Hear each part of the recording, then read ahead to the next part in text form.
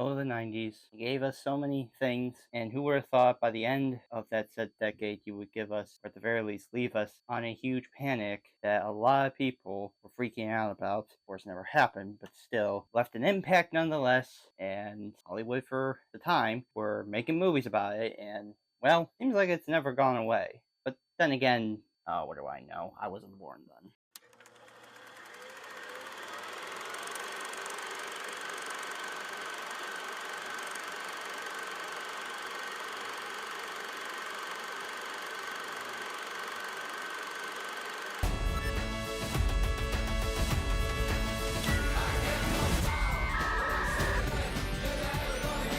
Down, I get knocked down, but I get up again.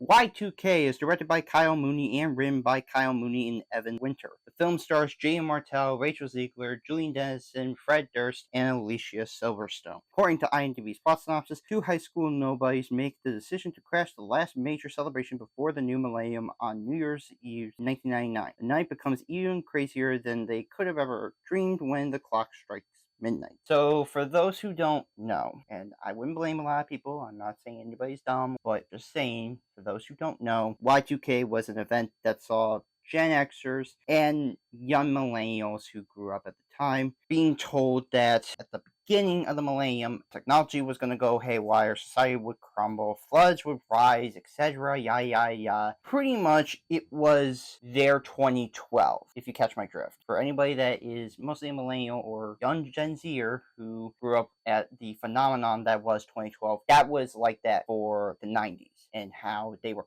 panicking over the idea that once 2000 hits, everything is going to go sideways and the world would pretty much end. And as you would all know, never happened both times. Just pretty much spreading fearmonger and just making people believe in something that was never going to happen. But of course, at the time, especially for Y2K, Hollywood tried to capitalize on that event. Of course they would. I'd be hard-pressed to find anybody that thought Hollywood made movies about this. Well, yeah, of course they did. It was a phenomenon. People were talking about it. People were going crazy. People were worried that this was going to be the end of all time. It never did happen, but still. And of course, that went along with 2012 as well with disaster movies. That was the case. There was a lot of disaster films that were happening that cited that around 2012 that the world was going to end, and guess what? It never happened. Kyle Mooney, who is best known for being on Saturday Night Live, along with A24, wanted to tackle Y2K, but through a disaster comedy, which is a good thing because if they try to take this stuff seriously, I'd just be like, alright, it's just another one to add to the bunch. But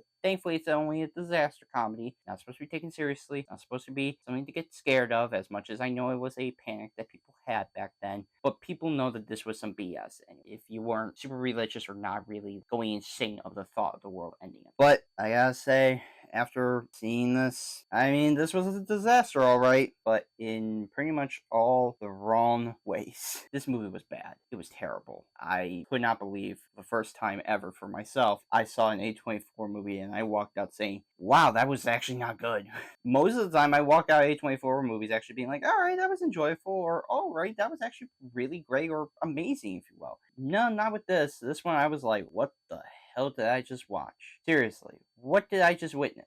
Aside from a few positives, this is just, for me, easily one of the worst films of the year. And that's the thing that hurts me the most, because not only is it A24, and I know so many people could say, like, that's just something to ride their coattails off of their success, but I'm just saying, I was really looking forward to this because of the concept, but also just the talent you had involved, and it seeming like it was fun. The trailers made it look like it was going to be a really fun time to watch, but alas, it wasn't that way. Before tearing this film down, here are the positives that I saw of the movie. The performances are fine. Everyone does their best with the material that they are given, and I really do mean this when I say this. They tried. All the actors involved, Jaeden Martell, Rachel Zegler, Julian Dennison, they really do try their best with what they are given. I'm not blaming them. I'm not blaming their acting, because they're fine for what they are. They do their jobs, and they do their jobs decently. It's the writing material that's the problem, but for the actors themselves, they were fine, and Fred Durst, He's not terrible, but I'm also not going to sit here and say that he was amazing because I mean he's a singer. He's not he's not an actor. The cinematography is decent. Cinematographer Bill Pope shoots an amateur-looking film that captures the '90s quality, which I do appreciate, making it feel like a low-budget '90s movie. This was a time period where there was a lot of indie movies. There was a lot of films at that time where you saw a lot of directors blossom through that period, especially towards the end of the '90s, and you saw a lot of talent shoot films that seemed like they were low budget, like something like Kevin Smith level. Now, I would not say that this is on the level of Kevin Smith, but I'm just saying the '90s look appeal, the camera work, I think is a little bit of '90s quality, and I do appreciate the amount of effort to make it look like it is like an amateur looking film. And I like the concept. I think the concept is fun. The idea seems like an enjoyable and funny time that could have been a good parody of this event. In theory, this could have been good. And I do believe that this movie could, in theory, work. And I think there could have been a social satire or, in a way, a social commentary about people who predict these events are just trying to spread fear and chaos amongst people and get people to get behind other people who are even crazier or follow them down a crazy rabbit hole. I think there could have been a good idea for this movie to work out, but unfortunately, that's not the case because this falls flat on its face in execution, leaving a bad stain of A24 with me. That is something that surprises me to say, is that this left a stain with me. So here are the negatives that I have. The direction is clueless. Director Kyle Mooney handles this movie randomly and throws things together. This was just embarrassing to watch. Seeing how Kyle Mooney, who I heard did a pretty good job with a movie called Bixby Bears, which I hear is actually pretty good, but with this movie, I don't know what he was doing. It just kind of seemed like he was putting things together and trying to see what things work and make it feel chaotic and rambunctious, and it just doesn't flow well. It just kind of feels like it's scrambling with its ideas and the concept to the point of it's just making a mess of things. And how he directs everybody in this movie, it all feels awkward. And I know it's the '90s and these are teenagers, it is supposed to be awkward, but like not in a way that's like it's good awkward. It's not like Turning Red, where Turning Red, that is like a movie that takes place in the 2000s and the girls in that movie are cringe, but that's the point because it captures the feeling of middle school. This just feels like they're trying way too hard to be cringe, and it makes it cringier. And that's the feeling I get, is that I don't feel like this is fun. I feel like I'm just like, ooh, that's kind of rough to hear and watch and see. And I just feel like Kyle Mooney just has no flow, no interactions with how characters are supposed to be. It just all feels really bad. The writing is also bad. Writers Kyle Mooney and Evan Winters crafts a script that feels poorly written and cringy dialogue that's hard to stomach through, coming off as forced and not natural. The dialogue in this movie is so poorly done that there were times where I'm like, oh, ooh, ooh, is that bad on how characters deliver their lines. Not the actors, I'm saying like rather how the dialogue is delivered through that and how it comes off. It feels like it is being forced onto this film of trying to be so '90s that it makes it really uncomfortable. The effects are laughable. Both practically and visually, it looks pretty bad. It all looks like it was all slapped together at the last minute. The practical work in this is so, and I hate to be rude when I say this, piss poor. And how the inventions work, you can even sometimes see whenever there's strings of wires and all that stuff going at humans and whatnot, that it's like dangling on a string. There's even a creature in this that's made out of technology. You can clearly tell it's a guy in a suit. It doesn't feel like, in a way, that it feels natural to see or that the movement of it feels right. It just feels so poorly done because of the quality of it. It looks bad, and visually, it's also laughable. Not really the computer stuff on the screen, because I would say that that's a little bit accurate, but I'm talking about like you'll sometimes see fire, or there's sometimes planes crashing in the sky. It just looks terrible. It looks bad. It looks awful. The story is wasted. Having the film follow a group of teenagers trying to survive the event didn't make for a funny and fun time at all. It was a massive letdown for what this movie was going for. And for this to be centered on teenagers, it seems stereotypical, if you will, because of course you gotta have teenagers. Of course you do. but it's even more stereotypical when teenagers are trying to act like how they are in the 90s and the dialogue that they are saying. And how this story goes, I didn't care that much. I found myself just kind of tuned out for a lot of the film and its plot because most of it is just kind of ridiculous in a way that's not good, but really just awful. The editing is sloppy, each scene feels poorly put together and loosely connective.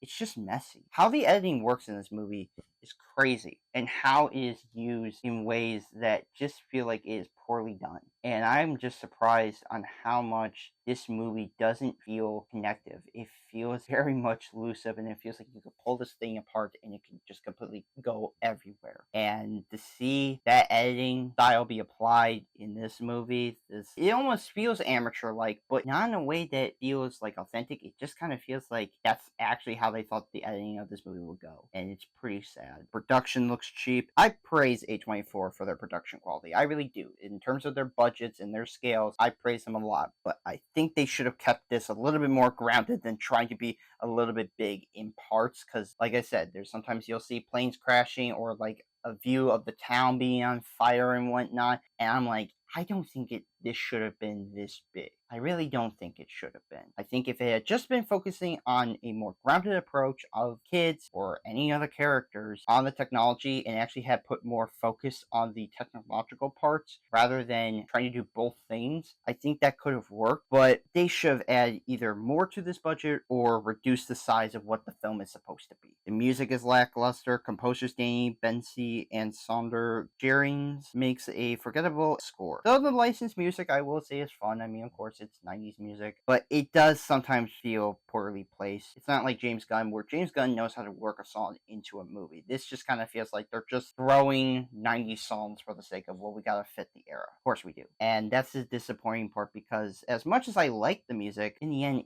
it doesn't save this movie. It doesn't save the quality of the music at all. And I wish that could have blended itself much better than what we got. I was massively let down by this movie. For A24 to distribute and have confidence in the final product that I saw has me worried about them because I understand A24, they allow creators to have full range to do whatever they want, even with a limit, but they allow creators to make the movies that they want to make. But when I see how this movie was put together and how this movie came about in terms of execution and the results of it, I mean, this has left, like I said, not a good mark with me with A24. They probably have some bad movies. I'm pretty sure they have made some movies that have not worked, but this is really my first time actually seeing one of their movies and saying, oh my god, that actually was not good. And I'm not the only one. A lot of people don't think this movie's that good. Kind of glad because as much as I'm not trying to be rude, this movie was a massive letdown for me. I was very disappointed, and I walked away actually being more frustrated and angry at how A24 saw this and thought that this was 100%